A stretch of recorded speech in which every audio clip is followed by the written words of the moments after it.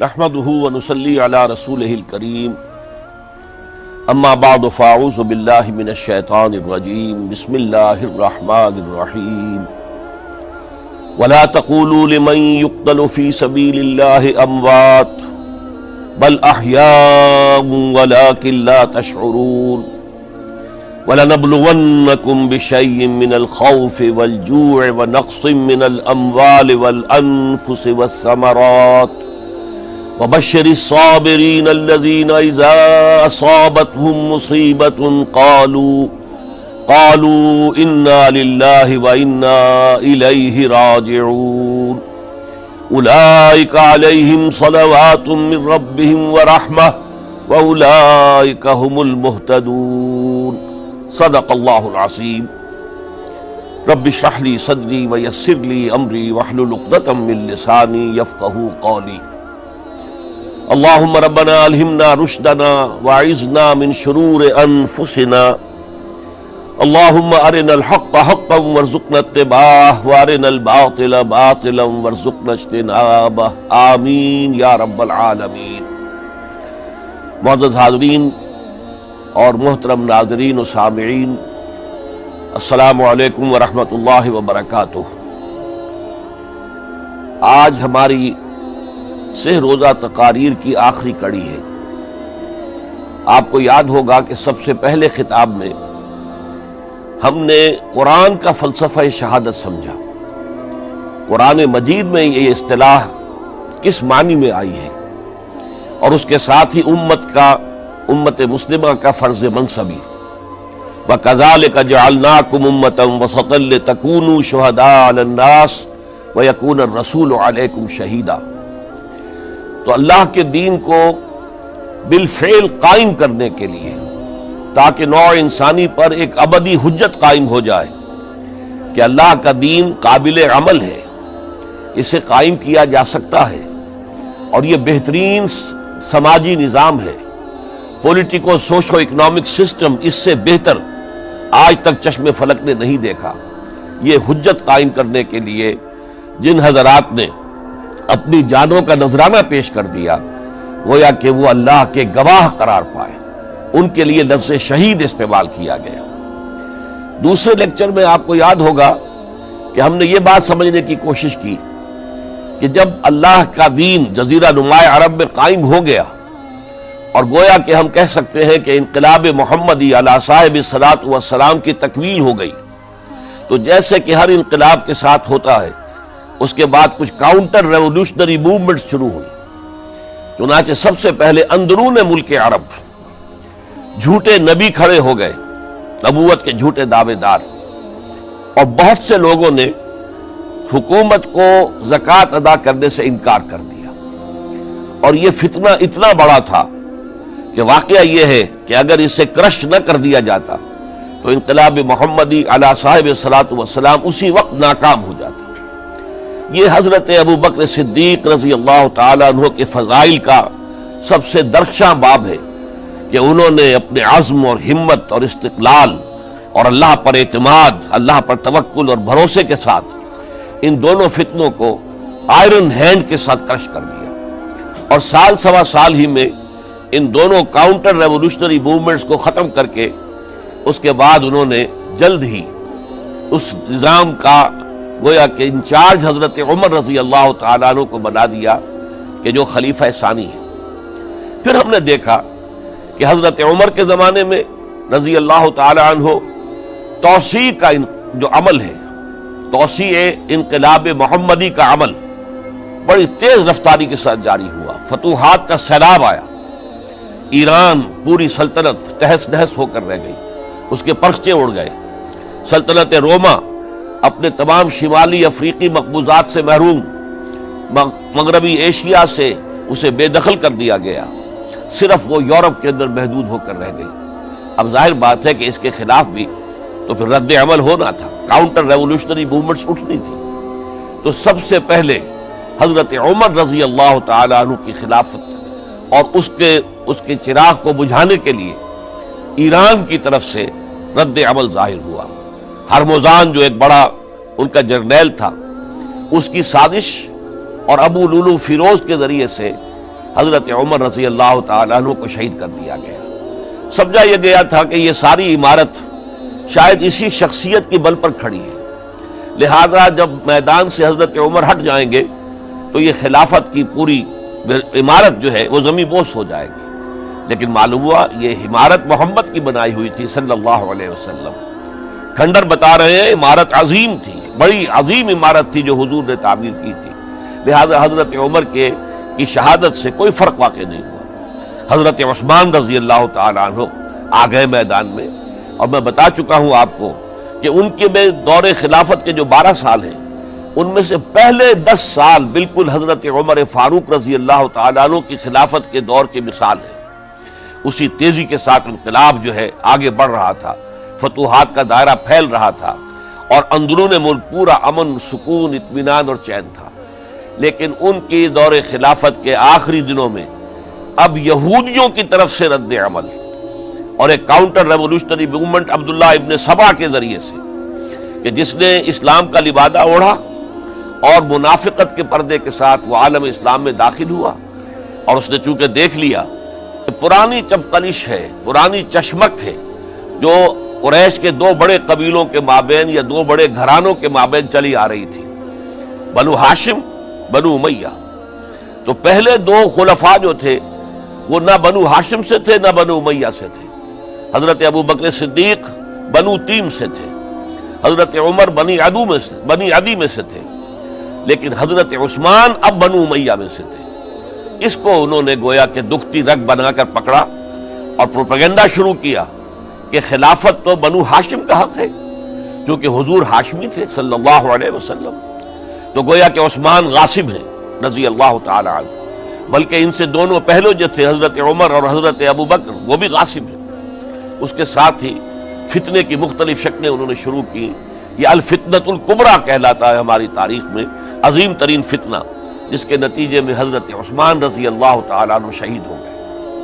اور ان کی شہادت کے بعد اگرچہ خلافت حضرت علی رضی اللہ تعالیٰ عنہ کے ہاتھ میں آئی، لیکن یہ کہ باہمی خانہ جنگی کا وہ سلسلہ شروع ہوا جو حضرت علی کے دور خلافت جو 5 سالوں پر مشتمل ہے، اس کے دوران مسلسل خانہ جنگی رہی۔ ایک طرف شیعان علی تھے، دوسری طرف شیعان عثمان آ گئے، جو حضرت عثمان رضی اللہ تعالیٰ عنہ کے قتل کے قصاص کے مطالبے کو لے کر سامنے آئے۔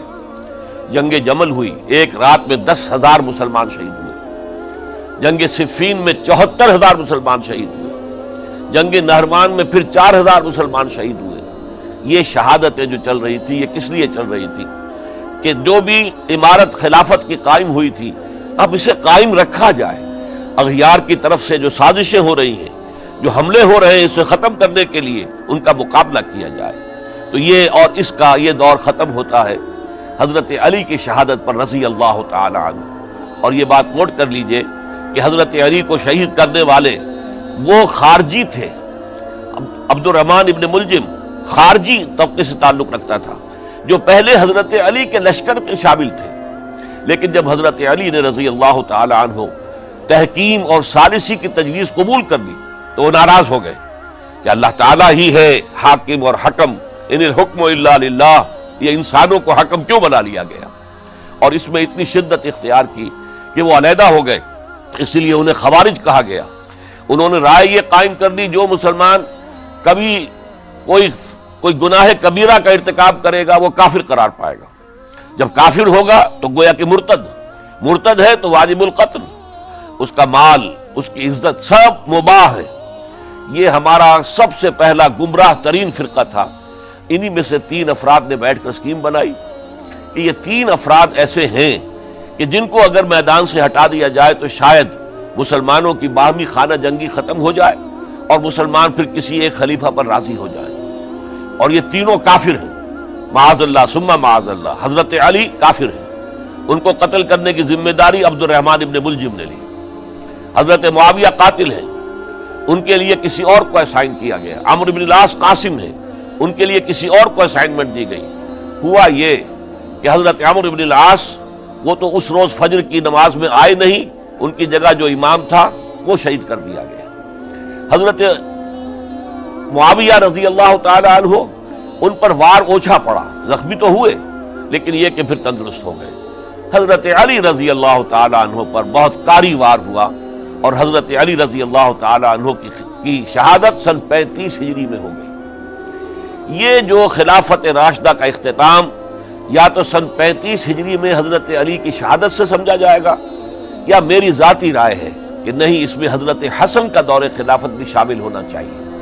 حضرت حسن کو کسی نے نامزد نہیں کیا تھا، نہ انہوں نے اپنی امیدواری کے ساتھ اپنے طاقت کے بل پر خلافت حاصل کی تھی، بلکہ حضرت علی سے جب یہ کہا گیا تھا کہ کیا ہم آپ کے بیٹے حسن کے ہاتھ پر بیعت کر لیں، تو انہوں نے فرمایا تھا کہ میں نہ تمہیں روکتا ہوں نہ حکم دیتا ہوں، یہ تمہارا معاملہ ہے، تم جسے مناسب سمجھو اس کے ہاتھ پر بیعت کر لو۔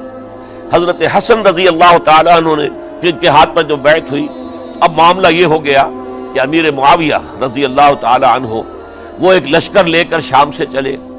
حضرت حسن 50,000 آدمیوں کے ساتھ ادھر سے نکلے، لیکن یہ ہے کہ انہیں محسوس ہو گیا تھا کہ میرے ساتھیوں میں ایسا فسادی عنصر بھی موجود ہے جو عبداللہ ابن سبا کے ساتھیوں میں سے، کہ وہ کسی اچھے کام کو پسند نہیں کرتا، لہذا انہوں نے پھر صلح کی پیشکش کی۔ حضرت معاویہ کو پیغام بھیجا کہ میں مصالحت چاہتا ہوں، بتائیے شرائط کیا ہیں۔ حضرت معاویہ نے بلینک پیپر بھیج دیا، سادہ کاغذ، کہ آپ جو شرائط چاہیں اس پر لکھ دیں، وہ مجھے قبول ہو۔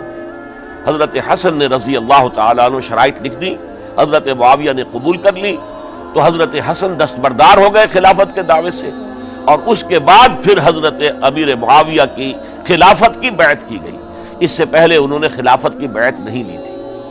یہ ہے سن 41 ہجری، اور اسے عام الجماع کہا جاتا ہے، یعنی یہ اختتام ہے مسلمانوں کی خانہ جنگی کے دور کا۔ پھر جمعیت ایک ہو گئی، پھر عالم اسلام متحد ہو گیا، اب پورا کا پورا عالم اسلام حضرت امیر معاویہ کے زیر خلافت تھا۔ اور حضرت امیر معاویہ کون ہے؟ وہ خود ایک صحابی رسول ہے، جلیل القدر صحابی رسول ہے، اور آپ کو میں نے کل بھی بتایا تھا کہ حضرت معاویہ رضی اللہ تعالیٰ عنہ کی ایک ہمشیرہ ام حبیبہ رضی اللہ تعالیٰ عنہ حضور کے ازواج مطہرات میں سے ہے، تو حضور کے گویا کے برادر نسبتی ہوئے۔ جو چند لوگ جو وحی کے لکھنے پر جو کاتبین وحی جو حضور نے مقرر کیے تھے، ان میں سے ایک حضرت معاویہ بھی ہے۔ پھر حضرت معاویہ کے لیے حضور کی دعا ہمیں ملتی ہے، اللہم اجعلہ ہادیا مہدیا، اے اللہ اسے ہادی ہدایت دینے والا بنا دے اور مہدی بنا دے جو ہدایت یافتہ ہو۔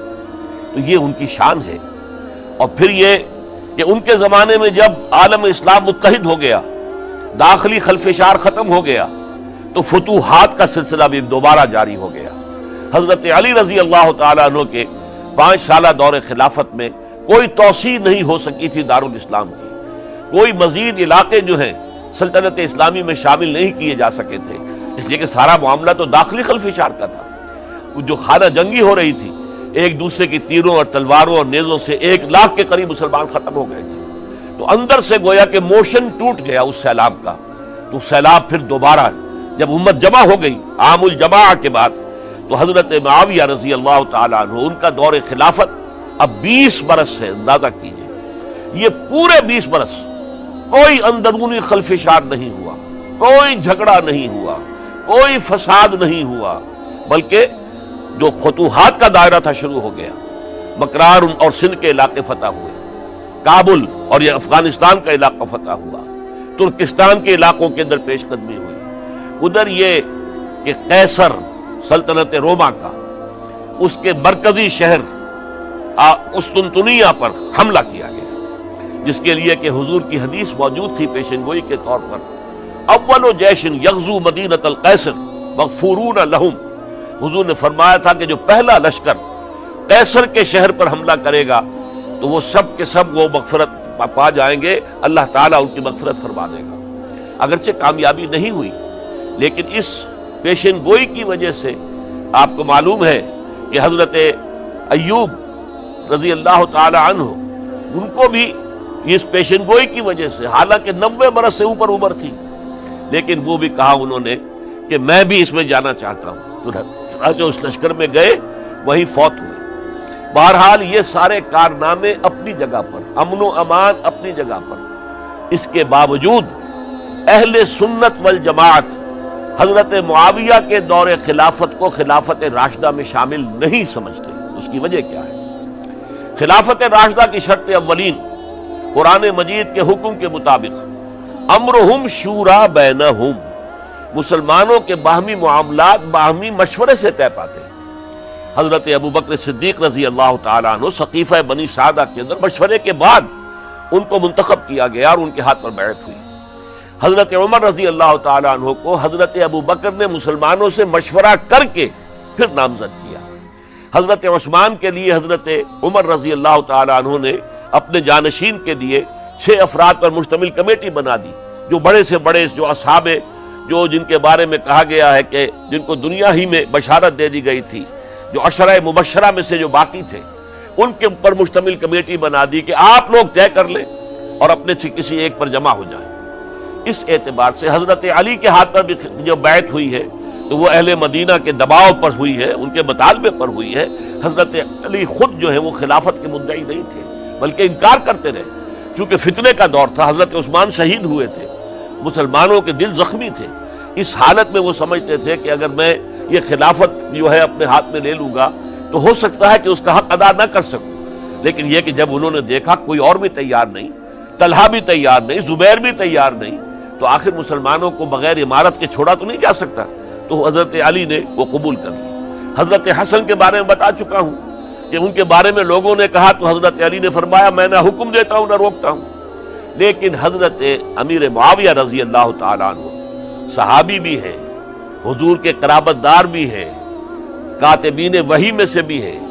پھر ان کا دور حکومت امن، سکون، اطمینان ہر طرح سے جو ہے 20 برس تک کوئی داخلی خلفشات نہیں ہوا، کوئی فساد نہیں ہوا، کوئی باہمی جنگ و جدل نہیں ہوا، بلکہ فتوحات کا دائرہ آگے بڑھا. اس کے باوجود چونکہ انہوں نے طاقت سے خلافت حاصل کی، لہذا ان کے دور خلافت کو ہم خلافت راشدہ میں تسلیم نہیں کرتے، حالانکہ وہ خود راشد ہیں. اس لیے کہ تمام صحابہ کرام کے بارے میں سورہ حجرات میں فرمایا وَلَٰكِنَّ اللَّهَ حَبَّبَ إِلَيْكُمُ الْإِيمَانَ وَزَيَّنَهُ فِي قُلُوبِكُمْ وَكَرَّهَ إِلَيْكُمُ الْكُفْرَ وَالْفُسُوقَ وَالْعِصْيَانَ أُولَٰئِكَ هُمُ الرَّاشِدُونَ. تمام صحابہ کرام کی شان یہ ہے کہ اللہ تعالیٰ نے ان کے دلوں میں ایمان کو کھبو دیا ہے، ایمان ان کے دلوں میں رچ گیا ہے، بس گیا ہے، جم گیا ہے، اور کفر سے، فسق سے انہیں تبھی نفرت ہو گئی ہے. اور یہ سب کے سب راشدون ہیں. تو تمام صحابہ راشدون ہیں. اس اعتبار سے خود حضرت امیر معاویہ بھی راشدون میں شامل ہے، لیکن خلفائے راشدین میں شامل نہیں ہے. خلفائے راشدین عام طور پر تو ہم کہتے ہیں حضرت ابو بکر، حضرت عمر، حضرت عثمان، حضرت علی. میں نے اپنی ذاتی رائے، حقیر سی رائے عرض کی ہے، اس میں حضرت حسن کا دور بھی شامل ہونا چاہیے 6 مہینے کا. تب وہ 30 برس پورے ہوتے، جو حدیث میں آیا ہے کہ خلافت جو ہے وہ 30 برس رہے گی، اس کے بعد ملوکیت شروع ہو جائے گی. تو ملوکیت کا پہلا قدم یہ تھا کہ حضرت معاویہ نے طاقت سے بزور خلافت حاصل کی. اس لیے ان کو خلیفہ راشد ہم نہیں کہتے. البتہ یہ ضرور ہے کہ ان کا دور بہت پرسکون دور تھا. البتہ جب 10 برس گزر گئے حضرت معاویہ کے دور حکومت کو، اب میں یہاں لفظ خلافت کی بجائے دور حکومت استعمال کر رہا ہوں، جو کہ خلافت راشدہ سے ذرا اس کا فرق واضح ہو جائے. تو اس وقت ایک اور صحابی، جلیل القدر صحابی مغیرہ ابن شعبہ رضی اللہ تعالیٰ عنہ، وہ حضرت معاویہ کے پاس آئے اور انہوں نے یہ کہا کہ دیکھیے، اگر آپ نے اپنے بعد اپنا جانشین نامزد نہ کیا تو ہو سکتا ہے پھر فسادات پیدا ہو جائیں، پھر مختلف لوگ خلافت کا دعویٰ لے کر کھڑے ہو جائیں، پھر خانہ جنگی ہو جائے. 5 برس کی خانہ جنگی میں 1 لاکھ سے زیادہ مسلمان شہید ہو چکے ہیں، قتل ہو چکے ہیں، ہلاک ہو چکے ہیں. اب دوبارہ وہی دور نہ آ جائے، لہذا آپ اپنا جانشین نامزد کر دیجیے. امیر معاویہ ریلیکٹنٹ تھے، لیکن انہوں نے دلائل دیے، دلائل مضبوط تھے. انہوں نے کہا کہ اب کبار صحابہ دنیا سے رخصت ہو چکے، وہ جماعت کہ جن کی تربیت اور تزکیہ، جن کی تعلیم حضور نے خود کی تھی اور ان کو اندر سے پاک کر دیا تھا، ان کی نیتیں بالکل پاک ہو چکی تھی، کوئی نفسانیت ان میں نہیں رہی تھی، وہ جماعت تو اکثر و بیشتر اب ختم ہو چکی، فوت پا چکے، وفات ہو چکی. لہذا اب جو ہے اکثر و بیشتر نو مسلم ہیں. جو بعد کے فتوحات کے ذریعے سے اسلام لائے ہیں، لہذا ان کے اندر نہ وہ پختگی ہے، نہ ان کے اندر وہ تقویٰ ہے، نہ تدین ہے، نہ اصول پرستی ہے۔ اسلام کی پوری تعلیمات جو ہیں وہ ان کے وجود کے اندر، ان کے شعور کے اندر گہری اتری ہوئی نہیں ہے، لہذا اب صورتحال وہ نہیں رہ سکے گی جو حضرت ابو بکر یا حضرت عمر یا حضرت عثمان یا حضرت علی کے زمانے میں تھی، لہذا آپ نامزد کیجیے۔ یہ بھی بتا دوں کہ مغیرہ ابن شعبہ کون تھے رضی اللہ تعالیٰ عنہ۔ نمبر ایک یہ ہے کہ یہ اصحاب شجرہ میں شامل ہیں، جن 1400 یا 1800 افراد نے حضور سے بیعت کی تھی صلح حدیبیہ سے متصل قبل، اس درخت کے نیچے بیٹھ کر، جس کے بارے میں سورہ فتح میں فرمایا گیا کہ لقد رضی اللہ عن المؤمنین اذ یبایعونک تحت الشجرہ، اللہ ان تمام اہل ایمان سے راضی ہو گیا جو ہے نبی صلی اللہ علیہ وسلم آپ کے دست مبارک پر بیعت کر رہے تھے اس درخت کے نیچے، ان میں سے موجود، ان میں یہ مغیرہ ابن شعبہ ہے۔ پھر مغیرہ ابن شعبہ وہ ہے کہ حضرت علی اور امیر معاویہ ان کے درمیان جو خانہ جنگی ہوئی اس میں ہمیشہ حضرت علی کے ساتھ رہے، حضرت علی کے ہی وہ سپورٹر تھے، ان کے ساتھ تھے۔ اس پہلو سے اچھی طرح سمجھ لیجئے کہ یہ نہیں ہے کہ وہ در حقیقت کوئی پہلے سے وہ امیر معاویہ کے ساتھی تھے، نہیں، لیکن اب جو صورتحال وہ دیکھ رہے تھے، جہاں دیدہ انسان تھے، بہت بڑے سیاستدان تھے، جانتے تھے حالات کو، حالات کے نبض پر ان کا ہاتھ تھا، لہذا انہوں نے یہ مشورہ دیا اور پھر امیر معاویہ نے اس مشورے کو قبول کر لیا اور یزید کی ولی عہدی کا اعلان کر دیا۔ یہ بالکل مڈل ہے حضرت امیر معاویہ کے دور خلافت کا درمیان، یہ 10 سال جب ہو گئے تھے حضرت امیر معاویہ کی خلافت کو یا حکومت کو، تب یہ معاملہ پیش آیا اور یزید کے ہاتھ پر یہ بیعت ولی عہدی تمام جو بھی مختلف گورنرز تھے ان کے ذریعے سے کہہ دیا گیا اپنے اپنے علاقے کے لوگوں سے بیعت لے لو۔ یہ بیعت عام طور پر لوگوں نے کر لی، البتہ 5 شخصیتیں جو بہت نمایاں تھیں انہوں نے اس بیعت سے انکار کیا۔ ان میں کون تھے ذرا نوٹ کیجئے۔ حضرت ابو بکر فوت ہو چکے، ان کے بیٹے عبد الرحمن ابن ابی بکر۔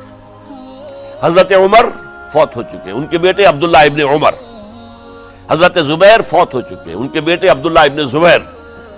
حضرت عباس فوت ہو چکے، ان کے بیٹے عبداللہ ابن عباس۔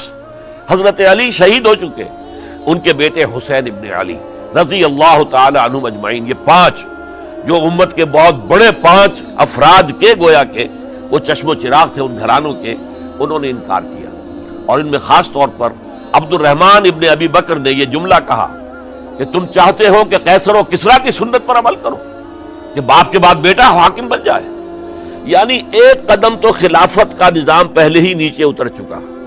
مشاورت سے تو حضرت امیر معاویہ کا بھی جو نسب ہوا ہے وہ مشاورت سے نہیں ہوا۔ ایک درجے میں وہ جو اللہ تعالیٰ کے رسول نے عمارت بنائی تھی شاندار، اس خلافت کا جو سیاسی نظام تھا اس میں ایک تو کڑی آ چکی زوال کی کہ ایک شخص نے طاقت کے ذریعے سے خلافت حاصل کر لی، اب اس کی اگلی کڑی لانا چاہتے ہو کہ قیصر و کسریٰ کے طریقے سے خاندان کے اندر، ایک قبیلے کے اندر یہ خلافت جو ہے یا حکومت جو ہے نسل بعد نسل، باپ کے بعد بیٹا اور بیٹے کے بعد پوتا، اس کو ہم کبھی گوارا نہیں کریں گے۔ حضرت امیر معاویہ بہت دانشمند انسان تھے، انہوں نے ان 5 حضرات پر کوئی تشدد نہیں کیا، کوئی جبر نہیں کیا، بلکہ رہنے دیا، ٹھیک ہے یہ بیعت نہیں کر رہے، ابھی تو بیعت ولی عہدی ہے، کوئی حرج نہیں، لہذا کوئی جھگڑا، کوئی اس وجہ سے کوئی فساد، اس بنا پر کوئی جنگ نہیں ہوئی۔ 10 سال گزر گئے، یعنی 10 سال تک یزید ولی عہد رہا ہے، 10 سال تک، اور اس سوائے ان 5 بڑی شخصیتوں کے جو پوری امت تھی، عوام الناس تھے، ان سب نے اسے قبول کیا۔ یہ صورتحال اب جب پیدا ہوئی جب حضرت امیر معاویہ کا انتقال ہو گیا، یہ سن 60 ہجری ہے، اب سوال پیدا ہوا کہ وہ ولی عہدی کی بیعت اب بیعت خلافت میں منتقل ہو جائے گی، لہذا پھر یہ ہوا کہ سب لوگوں سے، سب گورنروں کو لکھ دیا گیا تمام صوبوں کے اندر کہ اپنے اپنے لوگوں سے بیعت لے لو۔ ظاہر بات ہے کہ وہاں کوئی ریفرنڈم نہیں ہوتا تھا، کوئی ووٹ نہیں ہوتے تھے کہ اس کی پرچیاں ڈالی جا رہی ہوں، ایک ایک شخص سے رائے لینا نہیں ہوتی تھی، بلکہ اس وقت کی جمہوریت یہ تھی اور شورائیت یہ تھی کہ ڈیفرنٹ کلینز ہیں، ڈیفرنٹ فیملیز ہیں، ڈیفرنٹ ٹرائبز ہیں، ان کے سردار، ان کے بڑے لوگ، ان کے اہم لوگ بیعت کر لیں تو گویا کہ سب کی بیعت ہو گئی۔ وہ ایک قبائلی نظام تھا اور اس میں یہ نہیں تھا نظام کے ووٹ بنے ہوئے ہوں اور اس کی پرچیاں ڈالی جا رہی ہوں، تو تمام عالم اسلام نے گویا کہ بیعت قبول کر لی اب یزید کی بحیثیت خلیفہ۔ اب وہ جو 5 آدمی تھے ان میں سے ایک فوت ہو چکے تھے، حضرت عبد الرحمن ابن ابی بکر رضی اللہ تعالی عنہما، دونوں فوت ہو گئے، لیکن باقی 4 رہ گئے۔ ان چاروں کو نوٹ کیجئے، اور یہ بڑا سینسٹیو ایشو ہے جس پر میں اب گفتگو کر رہا ہوں۔ ان چاروں میں کون ہیں؟ عبداللہ ابن عباس، عمر میں سب سے بڑے وہ ہیں، اور ان کی شان یہ ہے کہ انہیں حبر الامہ کہا گیا ہے، امت کے سب سے بڑے عالم، اور قرآن مجید کے وہ سب سے پہلے مفسر ہیں۔ اصل جو جتنی بھی تفسیری روایات ہمیں ملتی ہیں حضرت عبداللہ ابن عباس کے شاگردوں سے، تابعین سے، لہذا ان کا بہت اونچا مقام ہے۔ حضرت عبداللہ ابن عمر، ان کا مقام بھی آپ کو معلوم ہے، حدیثوں کی کتنی بڑی تعداد ہے جو عبداللہ ابن عمر سے مروی ہے، اور اس کو سلسلۃ الذہب کی پہلی کڑی کہا جاتا ہے۔ روایت حدیث میں جو سنہری زنجیر ہے اس کا آغاز حضرت عبداللہ ابن عمر ہے۔ ایک طرف یہ دونوں ہو گئے، ان دونوں کی رائے کیا ہوئی؟ اگرچہ کام غلط ہوا ہے، یہ اس طریقے سے قیصر و کسریٰ کی روایت پر عمل کرنا غلط ہے، لیکن یہ اتنی بڑی غلطی نہیں ہے کہ اس کی وجہ سے باہمی جنگ و جدال ہو، خونریزی ہو، ایک دوسرے کی گردنیں کاٹی جائیں اور فتنہ و فساد پیدا کر دیا جائے۔ لہذا انہوں نے یزید کی بیعت کر لی۔ 2 حضرات رہ گئے، یہ نسبتاً نوجوان ہیں، ان دونوں کی پیدائش ہجرت کے بعد ہوئی ہے۔ ہجرت کے بعد پہلا بچہ جو مہاجرین میں پیدا ہوا ہے وہ عبداللہ ابن زبیر ہے، بلکہ کچھ عرصے تک مہاجرین میں جب کوئی پیدائش نہیں ہوئی تو وہ مکے مدینہ کے منافقین نے کہنا شروع کر دیا تھا کہ یہ یہاں کے کمزور ہو گئے، نامرد ہو گئے، ان کی اولاد اب چلے گی نہیں۔ تو عبداللہ ابن زبیر جب پیدا ہوئے، اور آپ کو معلوم ہونا چاہیے وہ حضرت ابوبکر صدیق کے نواسے ہیں، حضرت عائشہ صدیقہ کے ہمشیرہ حضرت اسماء کے بیٹے ہیں عبداللہ ابن زبیر، اور زبیر بہت شجاع، بہت ہی بہادر انسان تھے۔ تو عبداللہ ابن زبیر کے اندر بھی وہی کیفیات تھی۔ انہوں نے کہا نہیں، اس غلطی کو ہم برداشت نہیں کریں گے، خونریزی ہوتی ہے تو ہو، لیکن ہم اسلامی نظام کو نیچے اترتا ہوا نہیں دیکھ سکتے۔ جیسے کبھی حضرت ابوبکر نے فرمایا تھا ایبدل الدین وانا حی، کیا دین میں ترمیم اور تنسیخ کر دی جائے گی؟ دین کو بدل دیا جائے گا، دین میں تحریف کر دی جائے گی جبکہ میں ابھی زندہ ہوں؟ میں جیتے جی یہ نہیں ہونے دوں گا۔ حضرت عبداللہ ابن زبیر کی یہ رائے ہوئی، وی ہیو ٹو چیلنج، ہم مقابلہ کریں گے، ہم اسے پیسیولی قبول نہیں کریں گے۔ انہوں نے بیعت سے انکار کیا اور مدینہ چھوڑ کر مکے جا کر حرم کے اندر پناہ گزین ہو گئے۔ یہی معاملہ حضرت حسین ابن علی رضی اللہ تعالی عنہما کا تھا، وہ بھی نہایت شجاع، نہایت جری، نہایت بہادر۔ انہوں نے بھی کہا کہ یہ غلط قیصر و کسریٰ کی روایت جو شروع ہو رہی ہے اسے ہم نے ریزسٹ کرنا ہے اور اسے ہم آگے نہیں چلنے دیں گے۔ ان پر بھی جب دباؤ ڈالا گیا کہ بیعت کرو تو وہ کچھ وقت مانگ کر، کہ دیکھیے میں ایسا شخص نہیں ہوں کہ تنہائی میں علیحدہ کمرے میں بیٹھ کر بیعت کروں، جب عمومی بیعت لوگے تم سب سے تو میں بھی آ جاؤں گا، اس وقت لوگ فیصلہ کریں گے۔ تو بس اس وجہ سے پھر وہ گورنر جو تھا اس وقت مدینے کا، اس سے اجازت لے کر آ گئے اور راتوں رات وہاں سے نکل کر وہ بھی مکے پہنچ گئے۔ تو اب یہ 4 جو ہیں 2 گروہوں میں تقسیم ہو گئے، 2+2۔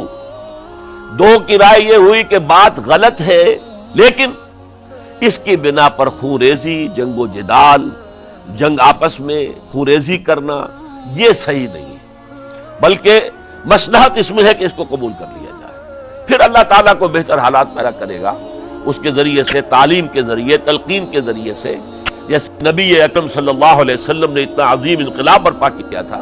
ہم کوشش کریں گے کہ نظام حکومت کی اصلاح ہو جائے، لیکن اس وقت اگر ہم اڑ گئے تو پھر گویا کہ خونریزی اور فساد اور باہمی جو جنگ ہے وہ شروع ہو جائے گا۔ اور 2 حضرات کی رائے ہوئی کہ نہیں، ہمیں ہر صورت میں ریزسٹ کرنا ہے، خونریزی ہوتی ہے تو ہو، ہمیں جانیں دینی پڑتی ہے تو دیں گے، ہم شہادت قبول کریں گے، لیکن اس غلطی کو قبول نہیں کر سکتے۔ تو میں اس کے لیے عرض کر رہا ہوں، یہ تیسری شہادتوں کا جو دور شروع ہوا ہے، پہلا شہادتوں کا دور حضور کا دور، دین کو قائم کرنے کی جد و جہد میں جنہوں نے جانیں دی ہیں۔ دوسرا دور اس دین کے خلاف جو کاؤنٹر ریولوشنری موومنٹس آئی ہیں ان کو رفع کرنے کے لیے جانا.